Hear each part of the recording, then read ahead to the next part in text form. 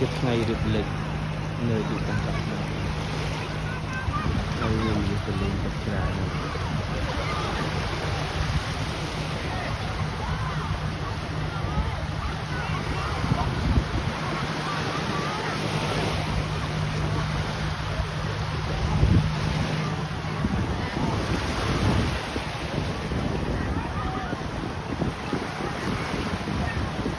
chơi cả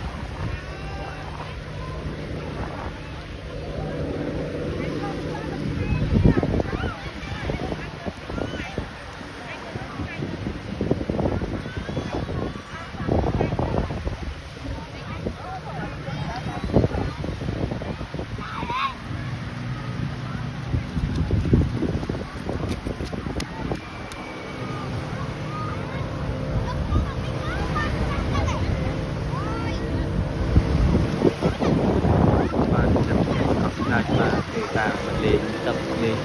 hay mà tại khách còn và thầy nay còn chân lên các bạn nên này chị chê chứ bạn thích chê vậy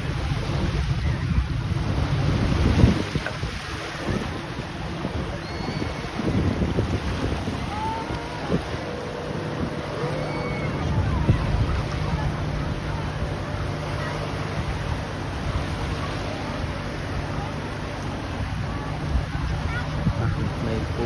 sạch lên và vùng sạch này